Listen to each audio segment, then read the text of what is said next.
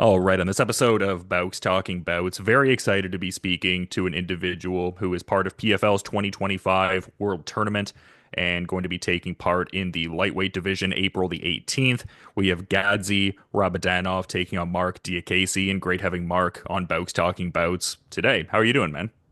I'm great. I'm great. Thank you for having me as well. Yeah, no, great getting to talk to you. Like, I imagine this is just like a great moment for you in a sense, just from what I could tell, coming back from a fractured tibia and just dealing with some issues there and everything. Like, I imagine it's great having, I guess, gone through that recovery process and now readying to get back out there to competition and all. Yeah, it's great time. Great timing. It'll make sense. I had that fight early last year. Now I'm into this one. It's gave me enough time to recover and prepare very well for this fight, and it's a great matchup as well. So I'm looking forward to it.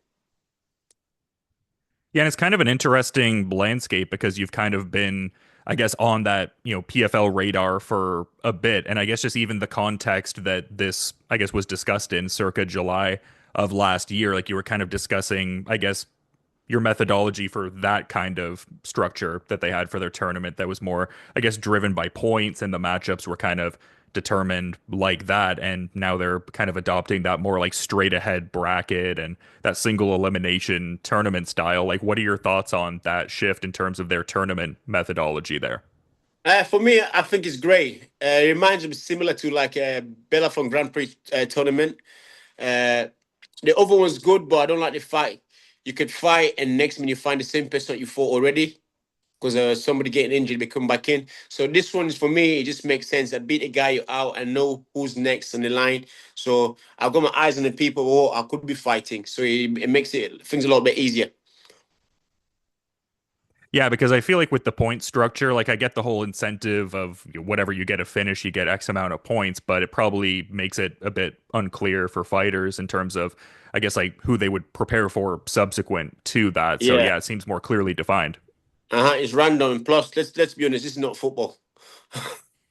We're fighting, you know what I mean? I'm punching your head in. So I want to know, I want to set my eyes on people that I know I could be fighting. So this is just perfect setup.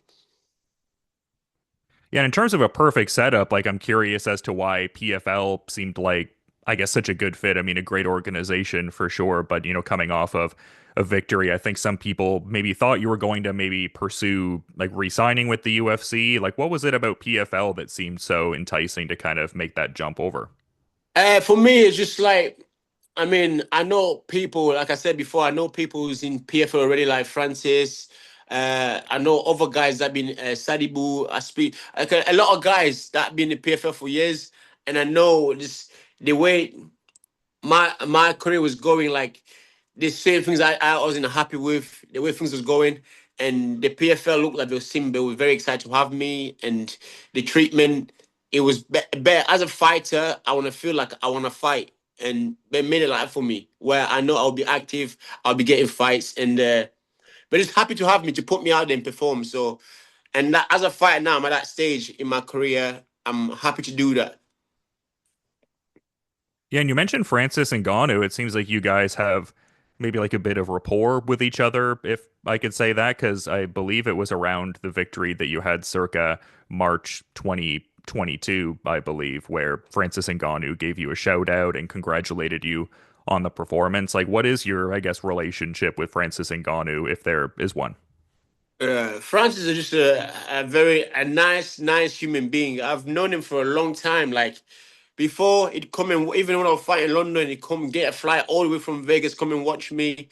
Uh, like now, we don't talk as much because I know how busy he is. Like with the obviously there's media and stuff that things like he does the work, so we don't contact much. But when I need something like him inbox, he gets straight back to me.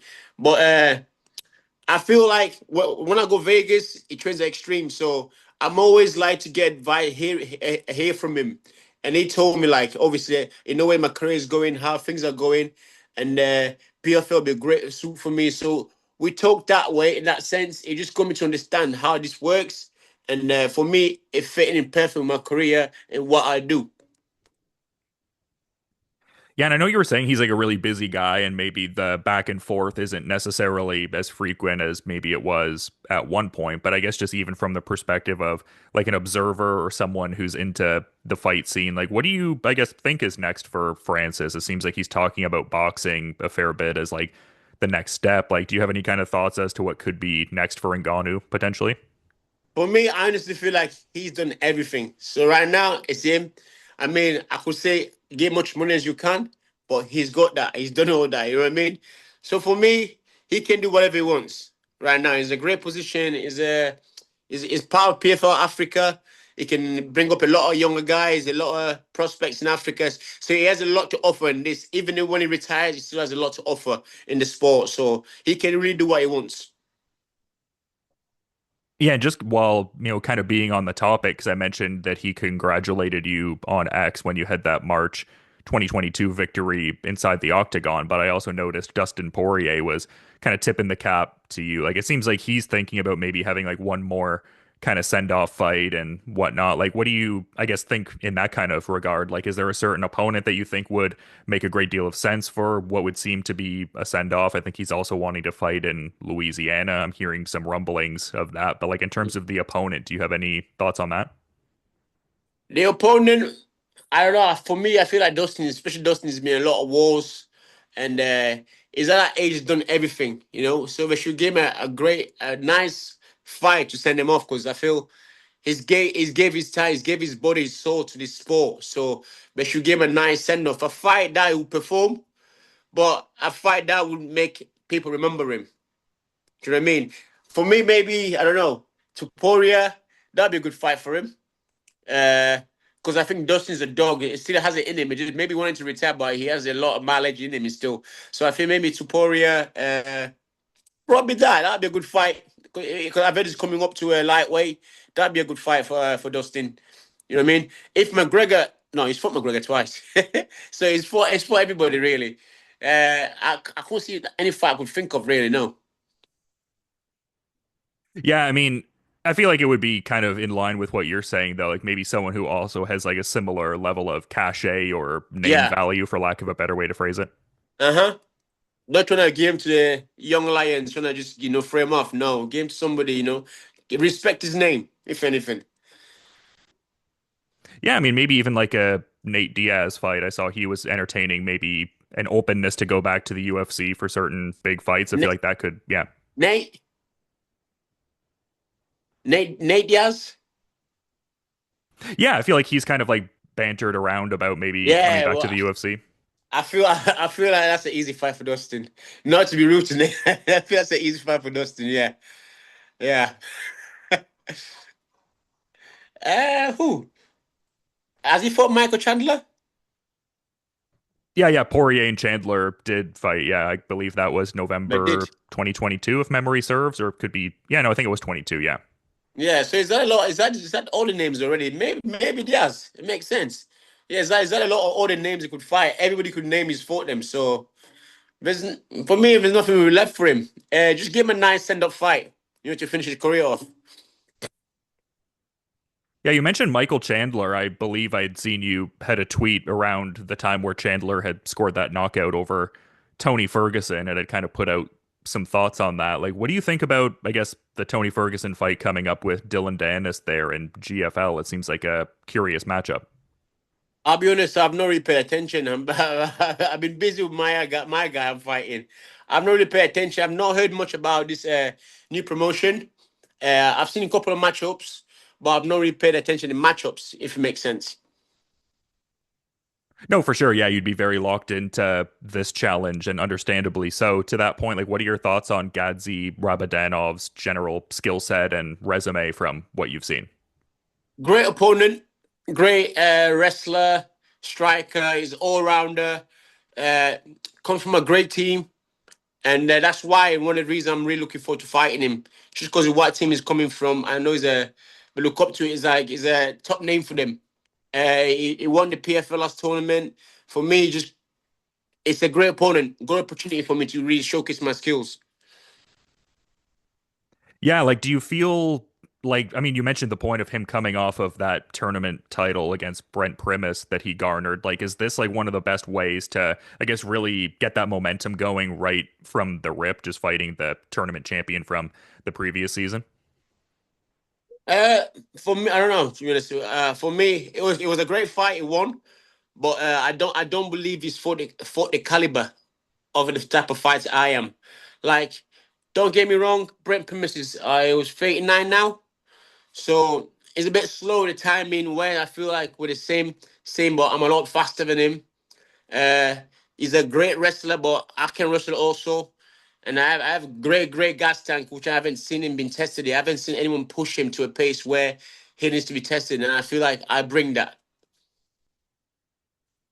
Yeah, and you talk about part of the intrigue in this fight being related to the team that he trains with. Like, he seems very tied up in, I guess, just that, overall culture of like the team Habib dynamic and everything like that. Like, I've seen like tweets really touting how many champions come from that space and, unbeaten contenders. Like, that doesn't directly apply to Rabadanov, but just in the sense of like a champion caliber elite fighter. Mm. So, yeah, I mean, I get why there would be that intrigue. I take it you have a lot of respect for guys like Habib Nurmagomedov, Islam Makhachev, etc.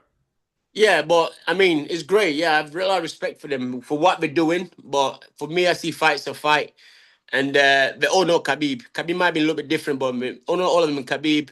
I believe a lot of them gas the way they train, and maybe overtrain. I don't know, but I'm looking forward to this fight just because the team it comes from, the caliber, it has a story behind it. Like everybody respect that team. So if I'm fighting them, I know a lot of eyes will be on it, and that's why I'm trying to get something from that. Yeah, I know it's a great way to kind of kick things off, and it seems like a strong field coming back. Like, I mean, Brent Primus, I had mentioned, like he's kind of returning after being a tournament finalist from last year, and I was talking to Mads Burnell the other day, so it just seems like a great field overall. Alexander Shaubli, just some great names in the lightweight bracket there. Yeah, it's great. It's great, really great fighters that on there. Even Clay Collard. I was like I always been a fan of his boxing. Like I would put a great matchups. There's a lot, a couple of guys there. I'm looking forward to fighting. And that, like I'm saying, for me, I have a lot of experience. I've been in a lot of tough wars, and I'm excited to see how I perform with these guys. Yeah, it's just interesting because you've been in the space and have done so much, but it still seems like many more chapters can unfurl in the story, no doubt. But I guess just kind of going back to a prior chapter in the proverbial book, I thought it was cool just kind of doing my backgrounding, seeing that you also fought and won at Bama 16, as did Leon Edwards when he held that Yeah, promotion's welterweight title. Like, what were your thoughts on the recent Leon Edwards and Sean Brady fight? I can't say nothing on that. Maybe it might be overnight. I just a bad night in office for that night. I believe Leon Edwards got still got a lot to offer, and maybe just been that night. I don't know. Maybe I don't know. I can't say much, but I believe he's better than that. It might, some of those fights as well. Sean Brady coming in, hey, hungry, trying to get to the title. Leon Edwards might have been a champion for a long time. He's got overconfident. It could be either things, but. He's a great fighter. They can't try and knock him off that. He's been a champion and he's beat some of the top guys, Usman. So we can't try and knock him off. Because before this fight, it was probably one of the pound for pound. He loses fight, everyone's like, oh, he's not all that. So I know how the game works. Have the highest, lose the lowest. So you can't bring him down. He's still a great fighter, and I believe he will come back. Yeah, I agree. There is such like a recency bias and whatnot in combat sports, but I also partly brought that up because when I was combing through your history, I've seen you've also shared multiple cards with Tom Aspinall, like circa Bama 19, and a couple UFC cards as well. Like, what are your thoughts on his rise? It seems like he's really done great things in the sport. He's doing good. He's doing good. Especially him, you can't knock him down either. He's doing good. I mean, like everybody, like when John Jones were coming up, he was looking for a shot to somebody to give him that shot. And right now, that's exactly what he's doing, and which what he needs to do. So it's just a matter of time when he gets his chance to really put himself out there. Yeah, and do you foresee that Jones title unification fight happening? Because I've seen an article going around where you're kind of like, well, Jones has really done all of that. Like, he doesn't need to prove anything per Yeah. se. It would have to be like a big money component attached to it. Like, do you think we ultimately see that Jones Aspinall fight come to fruition? I mean, with John Jones, I feel like they give him good money on the line. They put money, he would do it. But without that, I don't think he should even risk that because I feel like we said, he's done everything. He's for the champions, for Rampage, he for Machida, you name it. All the people looked up to, he beat them. So you can't really compare him. He's the GOAT. But right now, to give Tom that chance, he needs to get to be paid for it. So if they pay him, why not? You know what I mean? He can leave a nice legacy, nice money for his kids. Why not? Go for it. Yeah, I mean, I guess that's what it's all about at the end of the day. And yeah, I guess curious to even touch on that too, because that's a facet that's kind of changed too with the PFL's season. Like the cash prize has changed a little bit. Is that something you feel a type of way about, put a great deal of focus on, or is it kind of just like you focus on what's within your immediate control and that's not even a factor? Yeah, I honestly focus on what's in my control right now. I mean, PFL will look after me. I'm on a good contract, so I still get what I was offered. But the tournament, if anything, I see as like extra cash. But I feel I'm not winning. So it's for me. Regardless, it doesn't really matter. It's cash for me. It's cash. It will do a lot for my family, for my kids. I could do a lot of stuff with that money. So I'm grateful to be given that opportunity to try, be into that competition to win it. Yeah, and I mean your performances speak to, I guess, getting so many bonuses and whatnot, like that fight of the night contest you had against Rafael Fiziev and everything like that. And you also fought Dan Hooker, I guess, and kind of attaching those things together. Like, what were your thoughts on that scenario that played out where Hooker was initially supposed to fight Gaethje and then Fiziev came in on decently short notice to take that Gaethje rematch and I guess just the subsequent fight they had? Maybe it's experience now, I don't know, but I don't really pay too much attention to, to fighting, but it's crazy. Yeah, I like to, if I'm fighting somebody, I watch the fight. Like Pereira, I watched that fight with Gaethje. That was a great fight, but like I wasn't really sure. I didn't would pay attention to watch what was going on, how he pulled out, how Fiziev got that fight. I watched the fight, but I wasn't paying attention to what was happening. If it makes sense. Is that a shift you've noticed in your career? Because I'm not trying to characterize you like this per se, but I've talked to some fighters where it's almost like, this is like something I do for work. I'm not necessarily following the minutia details of every single development. Like, was there a point where you maybe followed things in a certain way and maybe now there's just other priorities Yeah. in life? Or When you're coming, so I watch fights that I want to study, that I want to pick a little bit from, but I don't watch every fight. Like most of the cards now, I watch them. Like most of the guys I don't know. You know what I mean? Before it used to be like, oh, I know him, I know him. But now it's like there's a lot of new guys. It's hard to keep up. So I don't really do that anymore like that than I did before. Like I stay up and watch it. Right now, like I run a gym. I've got my own students like texting me, coach, what do you feel? So I take my phone off, go to the side, and just do what I got to focus on. yeah, that's awesome. Is that something you'd maybe want to be more pursuant of in like a full-time capacity when your competitive career ends? Like obviously, as I was saying before, many more fights to come, it would seem like. But is that something that's like a long-term kind of thought, like in terms of like coaching and refining that next generation at your gym? I've not really thought about it yet, but for me, I feel coaching makes me a smarter fighter. I understand, like, when I'm in cage, I always think if I was in this position with my students, what would I teach them?